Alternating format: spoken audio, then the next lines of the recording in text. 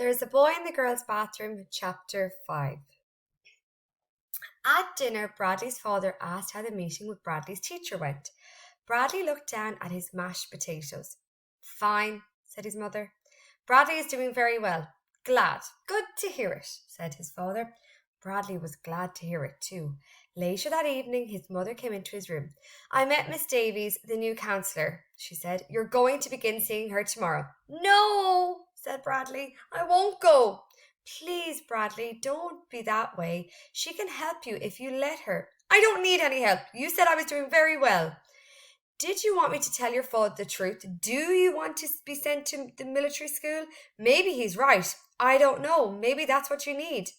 You said I was doing very well. I heard you. Please, Bradley, said his mother, give Miss Davies a chance, please. You should have taken me to the zoo. It was drizzling the next morning as Bradley walked to school. He wore red rubber boots and a yellow raincoat. He stamped in every puddle along the way, making big splashes. He suddenly stopped when he saw Jeff standing next to the school, under the overhang. Bradley's right foot remained in the centre of the puddle as he stared at his one and only friend. He took a deep breath, then slowly walked towards Jeff. He has to like me, he tried to convince himself. I gave him $1. Hi, Bradley, Jeff greeted him. He didn't answer. If you want, I can help you with your homework sometimes, Jeff offered. I know I'm new here, but I'm pretty smart, and we learned the same stuff in my old school. He shrugged modestly. Bradley looked at Jeff as if he were from outer space. I don't need any help, he said. I'm the smartest kid in class. Ask anyone. They headed for Miss Ebble's room side by side, but not necessarily together. Chapter 6. There's a Boy in the Girls' Bathroom. Jeff Fishkin was hopelessly lost. He clutched his hall pass as he looked down the long, empty corridor. The school seemed so big to him. He was on his way to see the new counsellor. She was supposed to help him adjust to his new environment. Now he not only didn't know how to get to her office, he had no idea how to get back to Miss Ebble's class either. The floor was slippery. It had started raining during recess, and the kids had tracked water and mud inside with them. A teacher carrying a stack of papers stepped out of a door, and Jeff hurried up to her. Can you tell me where the counsellor's office is, please? He asked. His voice trembled. The teacher first checked to make sure he had a hall pass. Then she said, the counsellor's office, let's see. Go down this hall to the end, turn right, and it's the third door on your left. Thank you very much, said Jeff. He started to go. No, wait, said the teacher. That's not right. She's in the new office in the other wing. Turn around and go back the way you just came. Then turn left at the end at the hall, and it's the second door on your left. Thank you, Jeff said again. He walked to the end of the hall, turned right, counted to the second door on his left, and pushed it open. A girl with red hair and a freckled face was washing her hands at the sink. When she saw Jeff, her mouth dropped open. What are you doing here? She asked. Huh?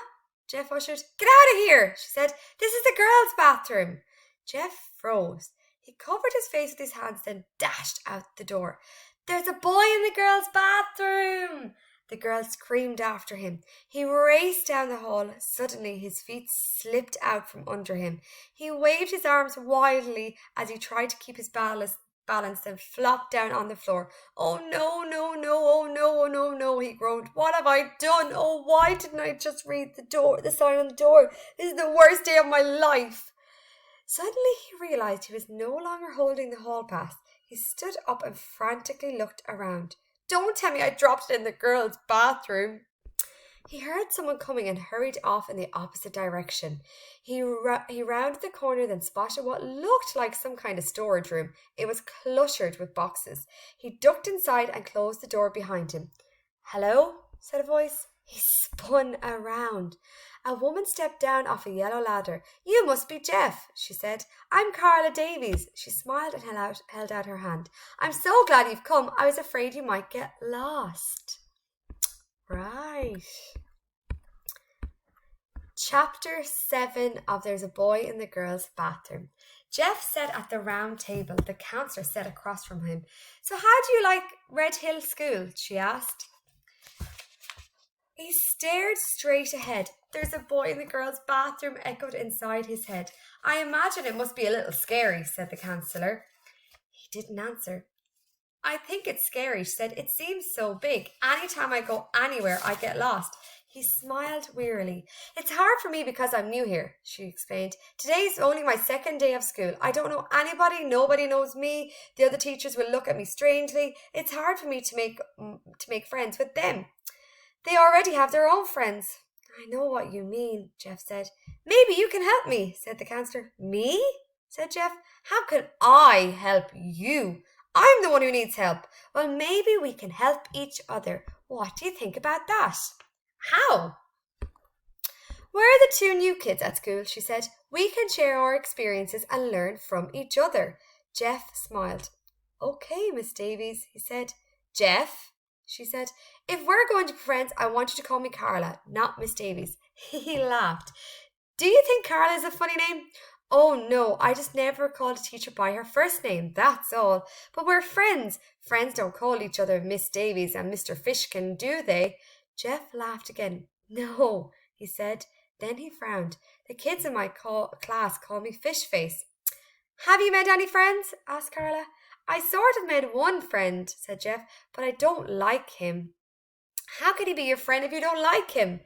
"Nobody likes him. At first I felt sorry for him because nobody wanted to sit next to him. Miss Ebbels said it out loud right in front of the whole class. 'Nobody likes sitting there,' she said. It was like he wasn't even there. It's bad enough when a kid says it, something like that, but a teacher, it must have hurt his feelings," said Carla. "No, he just smiled." "He may have been smiling on the inside, but do you think he was really smiling on the inside? Excuse me, he may have been smiling on the outside." "I don't know. I guess not. I guess that's why I tried to be friends with him. I told him I liked sitting next to him, but then he said, 'Give me $1 or I'll spit on you.'" "What did you do?"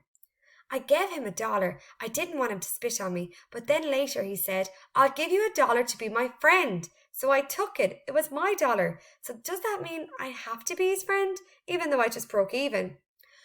"Well, what do you think friendship is?" Carla asked him. "I don't know. I mean, I know what it is, but I can't explain it. Is it something you can buy and sell? Can you go to the store and get a quart of milk and a dozen eggs and a friend?" Jeff laughed. "No, so does that mean I don't have to be friends with him?" I won't tell you what to do," said Carla. "All I can do is help you think for yourself. I don't even know if Bradley wants to be my friend," said Jeff. "Today at recess we hung around together, but we didn't do anything. He acted like I wasn't there. Then, when it started to rain, he ran around trying to push little kids into the mud." "Can you share your feelings with him?" asked Carla. "That's the real way to build a friendship, by talking and by being honest and sharing your feelings, like the way we're talking and being honest with each other now. That's why we're friends." "But Bradley's different than me and you," said Jeff. "I think you'll find that if you're nice to Bradley, he'll be nice to you. If you're honest and friendly with him, he'll be honest and friendly with you. It's just like with the $1. You always break even." Jeff smiled. "Are you going to see Bradley too?"